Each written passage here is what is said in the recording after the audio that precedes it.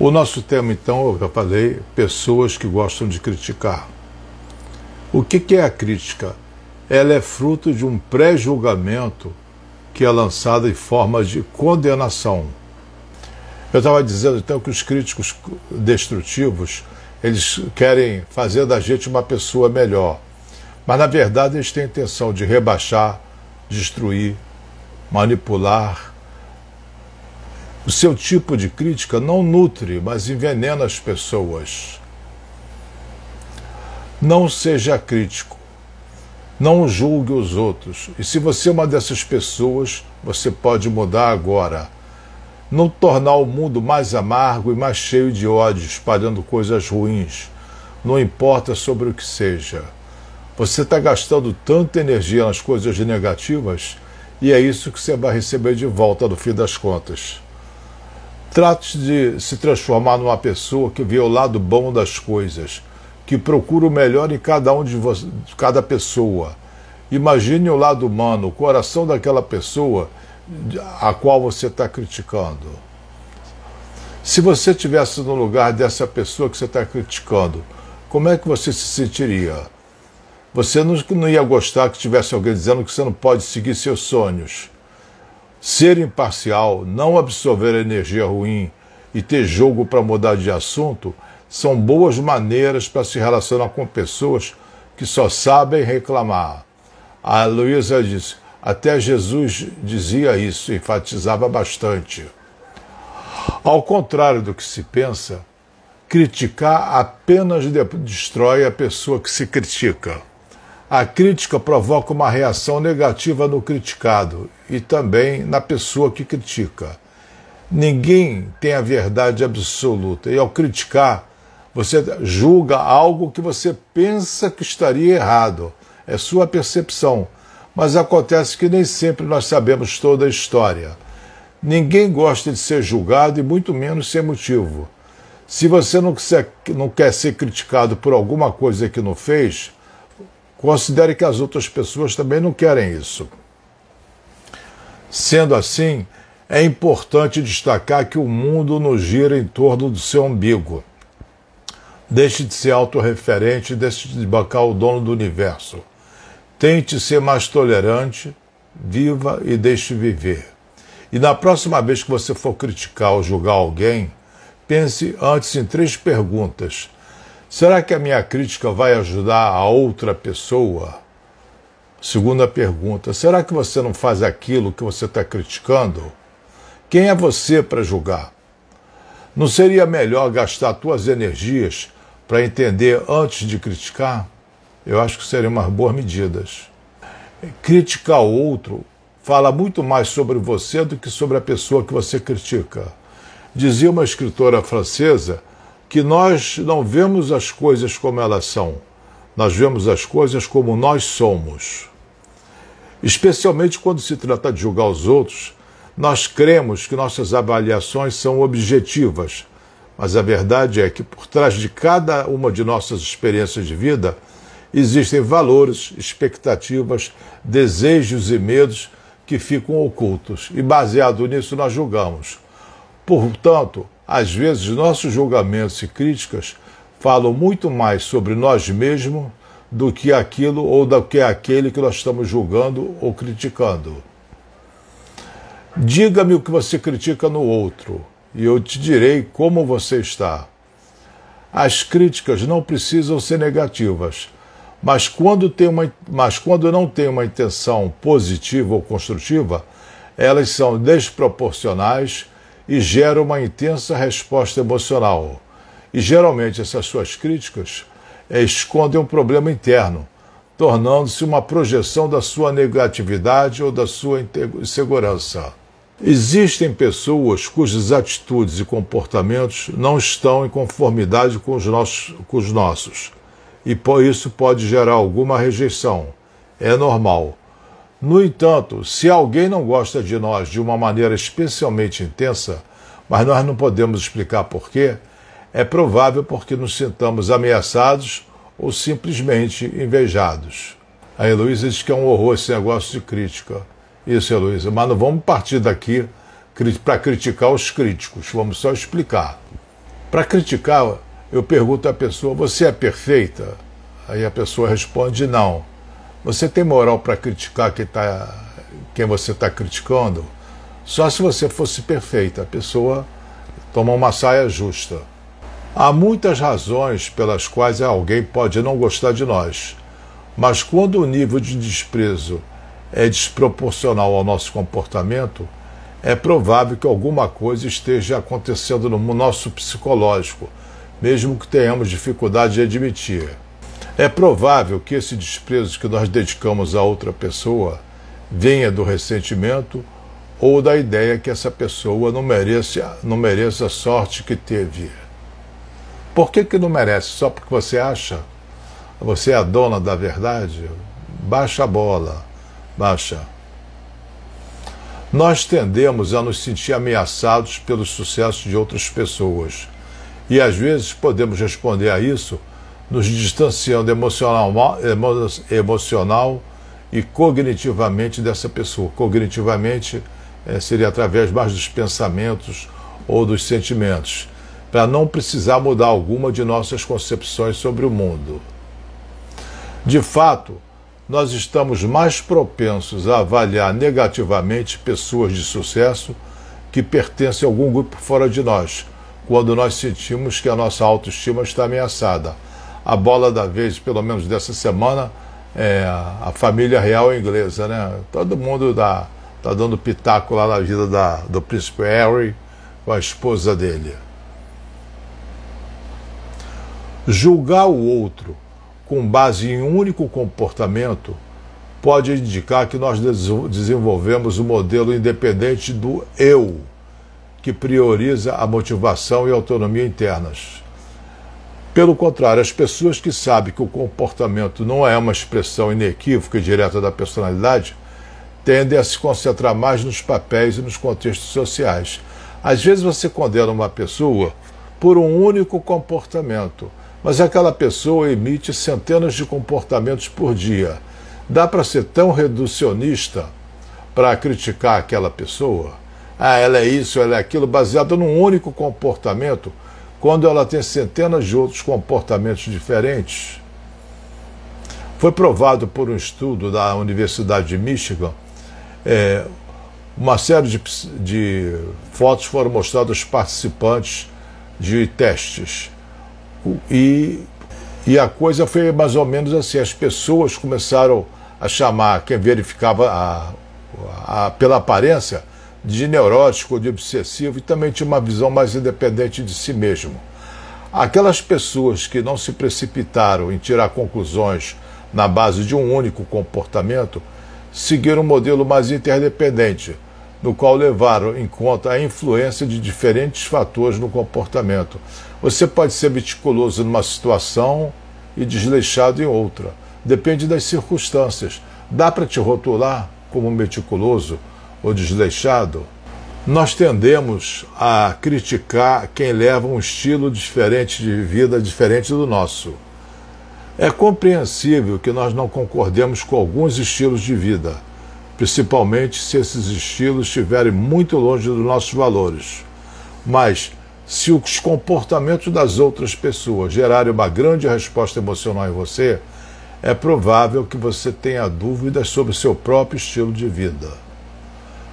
Nós todos somos vítimas, em maior ou menor grau, daquilo que é conhecido como idealização normativa, que é um fenômeno através do qual nós assumimos que o nosso estilo de vida é o ideal para todas as pessoas. Olha que pretensão, nosso estilo de vida seria o certo. Quem tiver um estilo de vida errado, diferente, é porque está errado. Quanto mais diferente, mais errada a pessoa está.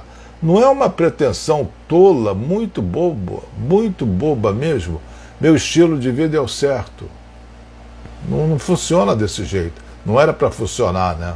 Um estudo realizado na Universidade de Stanford, por exemplo, confirmou que idealizamos o nosso estado civil para as pessoas envolvidas em um relacionamento de longo prazo, que acreditem que todos seria melhor viver do jeito que nós vivemos, seja casado, seja amigado, que o nosso estilo seria o melhor.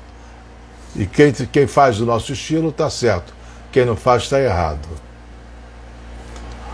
O problema surge quando outras pessoas obtêm sucesso ou se sentem muito felizes com estilos de vidas que são diferentes dos nossos. Aí nós já podemos vivenciar uma dissonância cognitiva desconfortável. A realidade está incompatível com o que nos sentimos. E isso nos leva a repensar nossas decisões.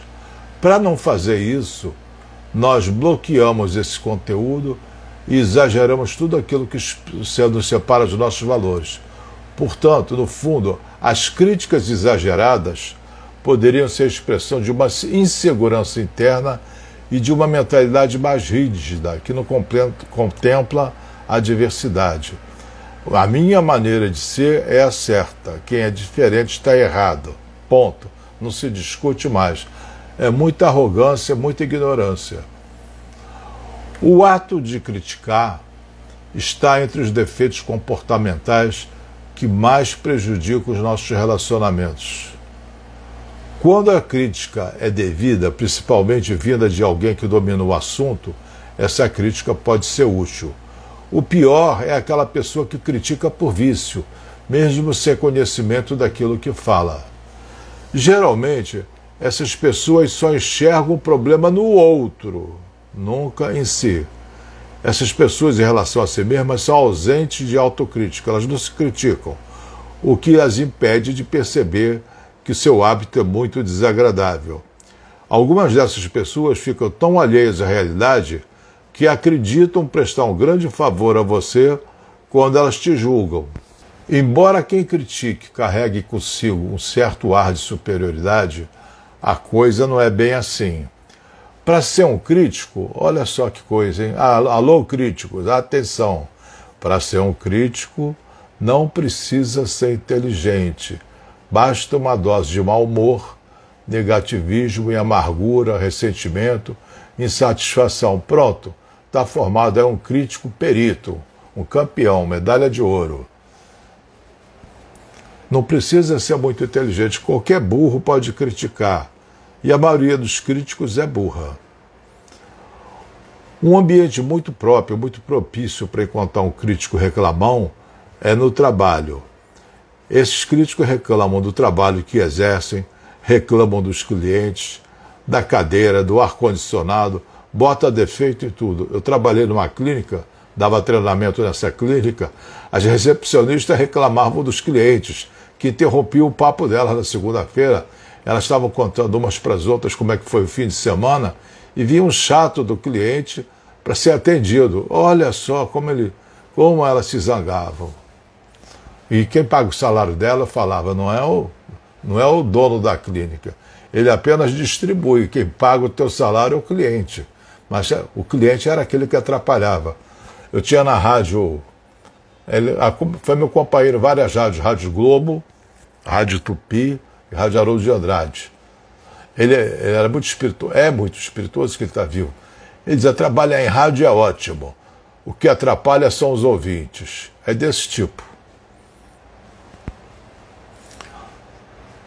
Um ambiente propício, então, para contar o reclamão é no trabalho. E nos raros momentos que ele faz algum tipo de elogio, os colegas ficam até desconfiados.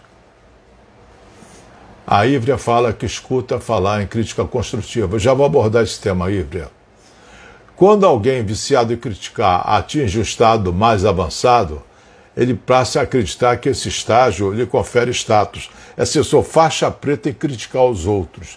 Aí vira nariz em pé, anda todo pomposo, todo erguido, todo pedante, porque ele é o crítico do momento. E ele se sente mais respeitado por isso e demonstra um certo orgulho em ser do contra. A sua postura corporal coaduna com a sua zanga. Lançam olhares de censuras, bufam, balançam a cabeça em sinal de reprovação. Você já viram isso? É difícil, gente. É difícil. É tragicômico. E pior, alguns críticos se tornam moralistas. Esses, além de falar mal, emendam uma lição de moral. que geralmente não praticam, mas só pregam, sabe? São moralistas, mas são bastante hipócritas. Eles criticam coisas que eles fazem. O que geralmente causa mais estrago emocional é quando os pais são críticos. A crítica à vida deles se torna mais cruel, uma vez que ela vem fantasiada de amor. Eu só estou falando isso para o seu bem, porque eu te amo, porque eu te apoio. É importante destacar que crítica e apoio não coexistem. Criticar é o oposto de apoiar. Quem está disposto a apoiar não desqualifica a ação do outro. As críticas que deixam a impressão que torcem contra só para ter aquela velha frase para usar. Eu te avisei, essa frase é danada, bem que eu te avisei. Eu estava falando que as pessoas, antes da interrupção, têm traços narcisistas. Por quê? Porque o narcisista se coloca acima de todo mundo como se fosse um oráculo. O que é oráculo? É uma espécie de divindade que sabe tudo, que tudo pode, que tudo vê. Ao apontar o defeito do outro, ele também encontra uma maneira de desviar a atenção de suas próprias imperfeições. Posto que o crítico, no alto da sua vaidade, se utiliza desse expediente para, de acordo com seu ego, que é tipicamente doentio, tentar nivelar todo mundo por baixo. É como ele tentasse declarar o seguinte: todo mundo é incompetente, claro, menos eu. Essa é a postura do crítico. Quem critica os outros, no fundo, está muito mal consigo mesmo. Existem pessoas maravilhosas por aí, e é melhor aprender a deixá-las entrar na sua vida. Aquilo que você é, os outros refletem no que são para você. A qualidade das nossas conversas é o perfeito espelho daquilo que nós dizemos a nós mesmos, mesmo sem palavras envolvidas. Quando alguém te diz você é feio, provavelmente essa pessoa tem treinado esse pensamento em relação a si mesmo, mesmo que não se dê conta. Que seja direta ou indiretamente aquilo que nós falamos das pessoas, se revela aquilo que nós falamos de nós, porque o que sentimos é um reflexo das ações nas nossas vidas. Não importa que essas pessoas que estão a ser mal faladas façam, elas nunca vão agradar quem as critica, porque o defeito é de quem fala, não de quem é falada. O erro da pessoa que fala mal é a emoção negativa, é uma necessidade urgente dela se voltar a si mesma, se olhar no espelho e se ver de fora e perguntar o que eu posso melhorar em mim. A resposta é que tem que se sentir melhor. A Ívria diz: dizem que o eu te avisei aumenta 70% a raiva de quem deu a bobeada. Isso, eu concordo contigo, Ívria.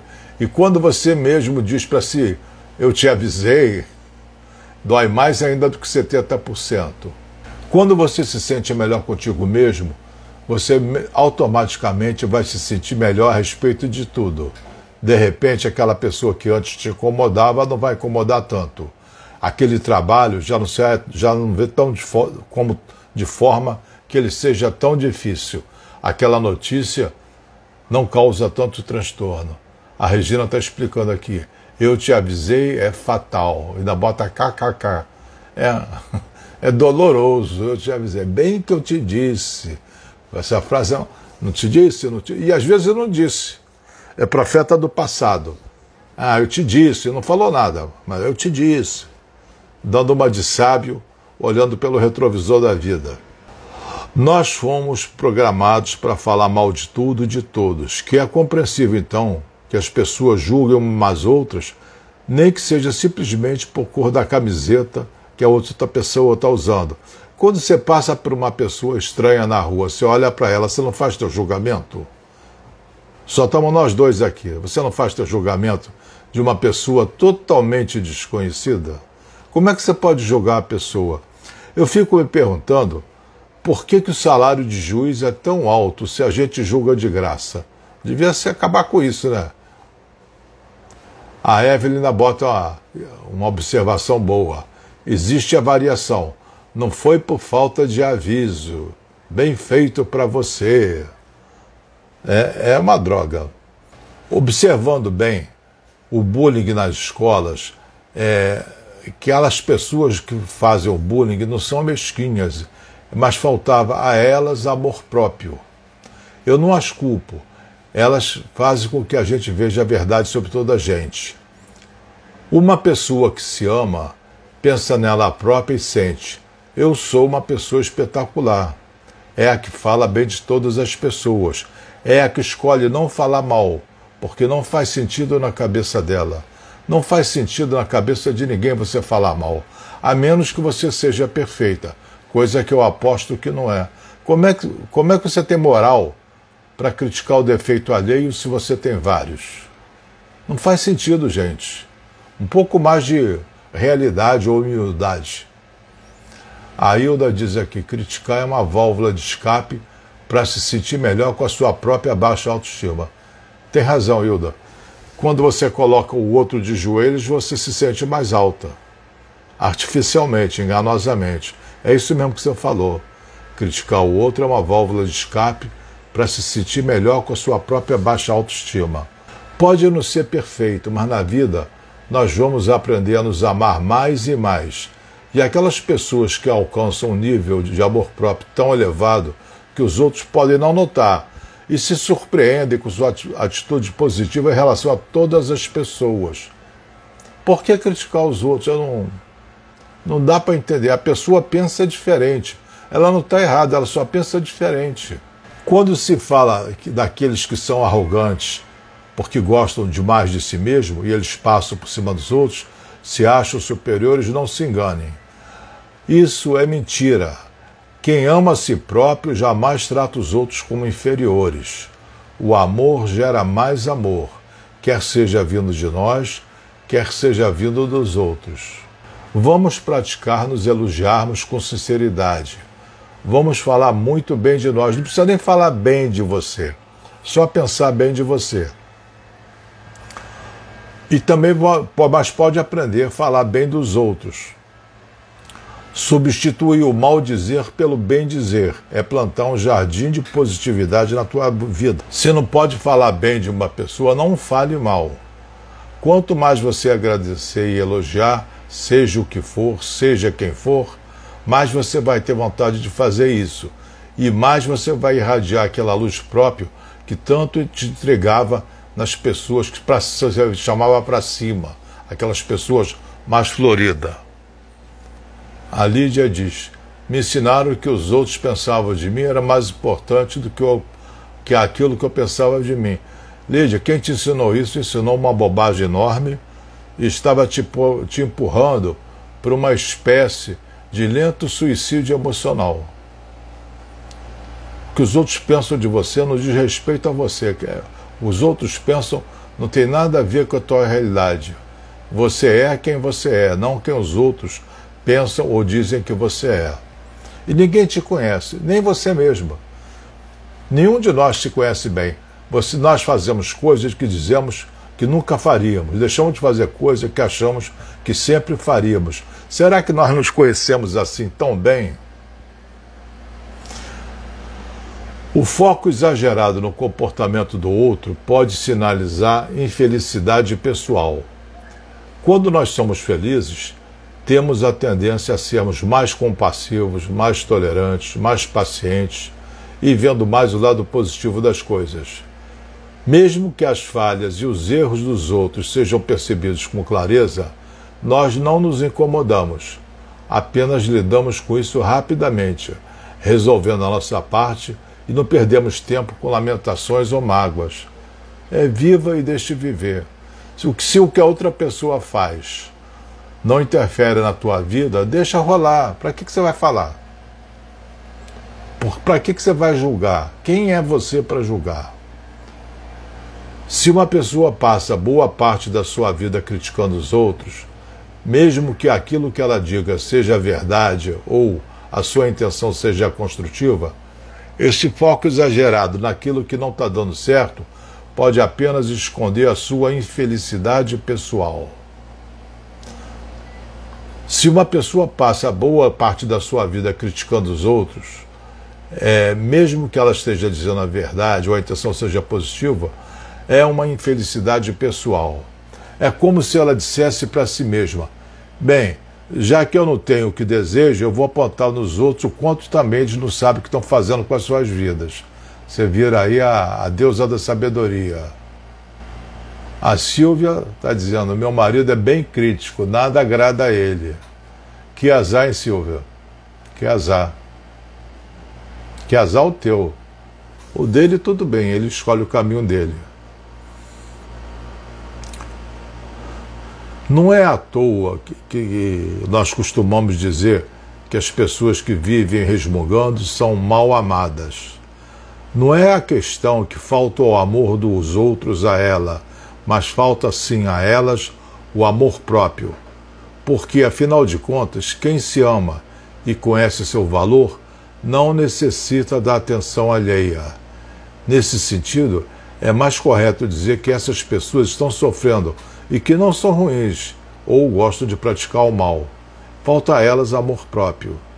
Em última instância, semelhante atrai semelhante. Ou seja, como alguém triste que vive se criticando pode fazer outra coisa a não ser provocar infelicidade, falar desta infelicidade e, infelizmente, criticar as outras pessoas. A Kátia Serpa fala: é o tal amor próprio. Isso, Kátia, você tem razão. Portanto, gente, não se engane com pessoas que parecem muito seguras de si, chegando inclusive a se mostrarem afetadas, pernósticas, bestas. Se elas sentem necessidade de rebaixar, é porque elas já se veem como inferiores. O melhor que você pode fazer é filtrar o que elas dizem, extraindo aquilo que é útil daquilo que é tendencioso. Agradecer e se afastar. Nunca se envolver, se chatear ou tentar mudar aquela pessoa, pois ela espera agressividade. Tolerância, respeito e consideração, não. A Evelyn Coop está fazendo uma pergunta boa, ela é médica, está fazendo uma pergunta bastante pertinente. Onde estaria a linha tênue do eterno crítico e a distimia? E teria um fundo depressivo? Ela pergunta. A distimia é uma doença do humor, é uma depressão subclínica. É aquela pessoa que está de mal com a vida, bota defeito até no paraíso. Ela é mais resmungona do que crítica, ela não fica tanto focada nos outros. Ela é contra tudo, nada está bom. Então o paraíso tem defeito, o calor é ruim, a chuva é ruim, tudo é ruim para ela. Ela é rabugenta. O crítico, ele foca nos outros, no comportamento alheio. Essa é a diferença. Teria um fundo depressivo? Sim. É uma das doenças classificada pela Organização Mundial de Saúde, a distimia, como transtornos do humor. Tem a depressão, tem a bipolaridade, e a distimia é uma dessas doenças. A Heloísa diz que são verdades bem chocantes. Não sabia que os críticos não tinham amor próprio. É verdade, é chocante mesmo, mas é isso. Então, quem vive falando mal dos outros, será que tem amor próprio? Se você tem amor próprio, você precisa artificialmente, através das críticas, se mostrar superior ou se sentir superior. Não liga, não te diz respeito. Então, melhor você dar exemplo, sempre influencia mais do que as palavras, não tenta converter ninguém. E principalmente quando você é autêntico e teu exemplo vem do coração. Pessoas invasivas que julgam e criticam o tempo todo não conseguem olhar para si mesmas. As pessoas que criticam e julgam as escolhas e comportamento dos outros, na verdade, não estão aceitando essas pessoas como elas são e querem que essas outras pessoas sejam e ajam de acordo com as suas necessidades e vontades particulares. Ou seja, é um tirano emocional. Por que você tem que agir do meu jeito? Uma pretensão estúpida, uma tirania. Elas não conseguem aceitar os outros como são, porque elas são egocêntricas, enxergam a si mesmas como potencialmente superiores e são desprovidas totalmente de humildade. Falta a essas pessoas maturidade emocional e empatia para entender as nuances que revelam os motivos dos outros. Elas criticam, julgam e se sentem superiores. Se eu preciso me sentir superior, é porque, no fundo, eu me sinto inferior. O vício em julgar e avaliar outra pessoa não passa pela vontade de tentar e compreender as atitudes, os seus comportamentos e sua personalidade. É apenas um impulso para satisfazer suas próprias certezas e reafirmar suas próprias verdades, que satisfazem a uma única pessoa, ela mesma. Ninguém tem a verdade, vamos parar com esse negócio. Você tem uma percepção parcial de uma situação. Ninguém tem a verdade. Eu vou dar um exemplo aqui para vocês. Eu vou mostrar esse livro. Mas como vocês não estão podendo falar, porque não é pelo Zoom, eu pediria a vocês para dizer o que vocês estão vendo. Vocês iam dizer que estão vendo um livro. Tem escrito aqui, Guia Essencial da Depressão. Tem um logo aqui. A parte de baixo é amarela, papapá. Vocês iam estar descrevendo isso. E eu estaria dizendo que vocês estão errados. Porque, na verdade, vocês estão vendo isso, mas eu estou vendo isso aqui, é outra coisa. Chamando esse livro de A Verdade, qualquer posição que ele esteja, ninguém vê todo o livro. Nós só vemos uma parte dele. Então, tudo que eu vejo é a partir do meu ponto de vista. Meu ponto de vista não vê a verdade, só é a vista de um ponto. A verdade toda sobre um livro ou qualquer outra situação ou pessoa é parcial. Então, quando eu digo a verdade é que não é verdade que é. A minha visão limitada me mostra isso. Mas não é a verdade, não é toda a verdade.